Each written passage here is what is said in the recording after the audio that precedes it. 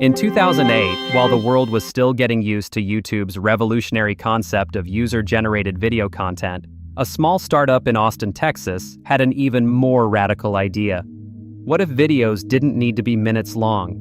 What if the perfect video was just 12 seconds? Saul Lipman and James Winden launched 12 Seconds TV with a simple premise that would prove to be a decade ahead of its time.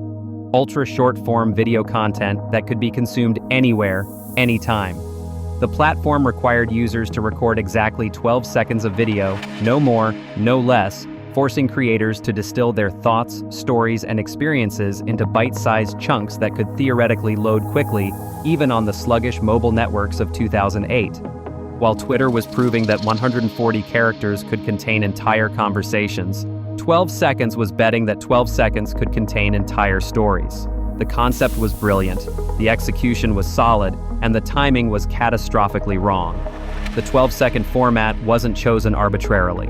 Lipman and Winden had done their homework on attention spans and mobile data constraints. In 2008, the average mobile data speed in the United States was roughly 600 kilobits per second on 3G networks, when you could get 3G at all. A 12-second video compressed properly could be around 200 to 400 kilobytes, small enough to load on mobile devices without eating through expensive data plans, but large enough to convey meaningful content. The platform launched with a clean, simple interface that felt remarkably similar to what TikTok would eventually become. Users could follow other creators, browse trending videos, and most importantly, easily record content directly through their webcam or, when the technology improved, their mobile device. The company raised $2.5 million in funding and attracted users from around the world who were drawn to the creative challenge of telling complete stories in such a compressed time frame. Early adopters included artists, comedians, and tech enthusiasts who saw the potential in micro-video content. The user experience on 12 Seconds was surprisingly addictive for those who could access it properly. The platform's algorithm, primitive by today's standards but innovative for 2008, would surface interesting content based on view counts and user interactions. Popular categories emerged organically: 12-second tutorials, micro-comedy sketches, daily life snapshots, and artistic experiments. One user gained thousands of followers by creating 12-second cooking tips, demonstrating single techniques or ingredient preparations in perfectly timed segments. Another became famous for 12-second magic tricks that played with the format's constraints. The platform fostered a unique creative culture where users would collaborate on 12-second response videos, creating chains of content that told longer stories across multiple posts. International users embraced the format enthusiastically, with creators from Japan, Brazil, and the UK building substantial followings. At its peak, 12 Seconds was hosting over 100,000 videos, and had attracted more than 50,000 registered users. Impressive numbers for a niche platform in an era when social media audiences were a fraction of today's sizes. However, the technical infrastructure required to support even this modest user base was overwhelming in 2008. Video hosting was exponentially more expensive than it is today, with content delivery networks charging premium rates for streaming video content. Amazon Web Services was still in its infancy, offering basic storage and computing services but nothing approaching the sophisticated, affordable video streaming solutions that would emerge years later. The cost per gigabyte of bandwidth was roughly 10 times higher than it would be by 2015, meaning every view of every 12-second video was eating into the company's already limited funding. Mobile video recording was clunky and unreliable, requiring users to jump through technical hoops just to create content. The iPhone had launched in 2007, but video recording wouldn't be added until the iPhone 3GS in 2009, and even then, uploading video from mobile devices to web platforms was a complicated process involving multiple apps and lengthy upload times. Android was brand new and fragmented across devices with wildly different capabilities. Most users were still accessing 12 seconds from desktop computers, defeating much of the purpose of ultra-portable, quick-consumption video content. The mobile internet landscape of 2008 to 2010 was simply not ready for 12 seconds vision. Data plans were expensive and restrictive, with carriers charging premium rates for any data usage beyond basic email and web browsing. Video consumption on mobile devices was considered a luxury feature for tech enthusiasts rather than mainstream behavior. The typical smartphone user in 2008 had a 200 megabyte monthly data allowance, meaning that watching just 50 12-second videos could consume their entire monthly data budget. Wireless networks were unreliable, with frequent dead zones and inconsistent connection speeds that made real-time video sharing frustrating. The company tried to address these limitations by optimizing their compression algorithms and providing multiple quality options, but the fundamental infrastructure problems were beyond any single company's ability to solve. Social sharing was limited to early platforms like MySpace, Facebook's basic sharing features, and email, lacking the viral distribution mechanisms that would later make short-form video content explode across social networks. As 12 Seconds struggled with technical limitations and high operational costs, they watched larger companies validate their core insights while failing to execute on them. YouTube launched YouTube Mobile in 2008, but focused on longer-form content that was expensive to stream on mobile devices.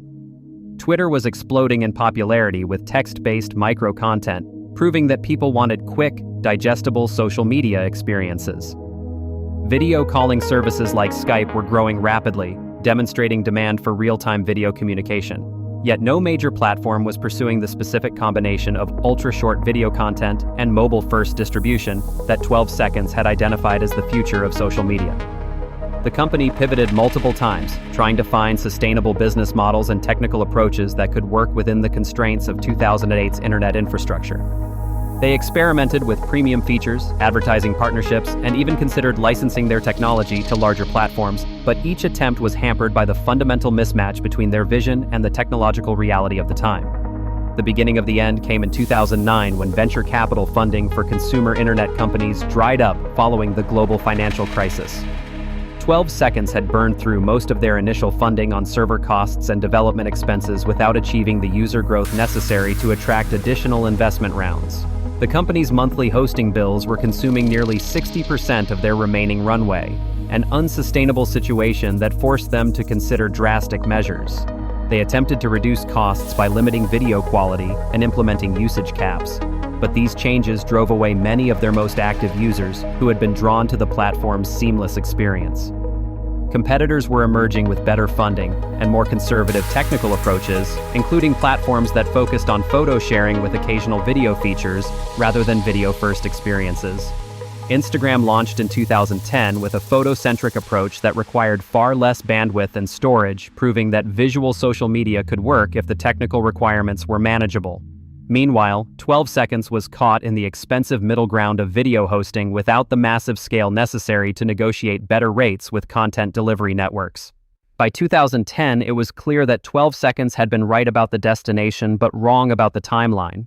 The company officially shut down in early 2010, citing unsustainable operating costs and an inability to raise additional funding in a challenging economic environment. In their final blog post, the founders acknowledged that their vision for short-form video content remained valid, but admitted that the technical infrastructure needed to support it simply didn't exist yet at consumer-friendly price points. They had spent over 18 months watching their user base grow slowly while their costs grew exponentially, a pattern that made long-term viability impossible. The shutdown disappointed thousands of users who had embraced the creative constraints of 12-second storytelling and built communities around the format.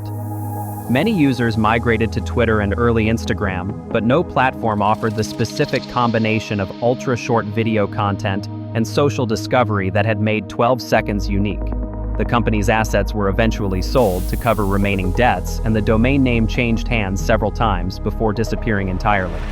The vindication of 12 Seconds' vision came nearly a decade later when TikTok exploded into mainstream popularity with an almost identical concept executed on vastly superior technical infrastructure. By 2018, mobile internet speeds had increased by more than 10 times. Data plans included unlimited or massive allowances, and cloud video hosting had become commodity pricing through services like Amazon CloudFront and Google Cloud. The smartphone penetration that 12 Seconds had anticipated finally reached critical mass, with billions of users carrying devices capable of recording, editing, and sharing high-quality video content instantly. TikTok's initial 15-second format was remarkably similar to 12 Seconds' 12-second constraint, and the social discovery mechanisms, creative tools, and viral sharing features that TikTok pioneered had all been attempted in primitive form by 12 Seconds years earlier.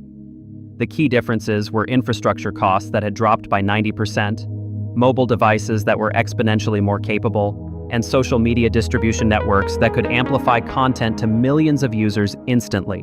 What had cost 12 seconds thousands of dollars per month in hosting and bandwidth could be accomplished by 2018 for mere hundreds of dollars, fundamentally changing the economics of short-form video platforms. The story of 12 seconds serves as a perfect case study in the brutal timing requirements of technology innovation. The company correctly identified that short-form video content would become a dominant form of social media expression, accurately predicted that mobile devices would become the primary creation and consumption platform for this content, and built user experiences that anticipated features we now take for granted on modern social media platforms. Their mistake was not in vision or execution, but in believing that infrastructure would evolve more quickly than it actually did, and underestimating how long users would need to change their content consumption behaviors. TikTok's eventual success validates every core assumption that 12 seconds made about the future of social media.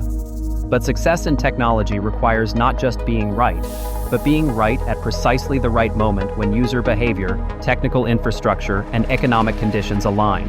12 seconds was the right idea in the wrong decade, a victim of being too far ahead of the curve in an industry where timing isn't just important, it's everything. Their failure paved the way for TikTok's success, proving that sometimes the pioneers are the ones with arrows in their backs, watching from the sidelines as later arrivals claim the territory they were first to discover.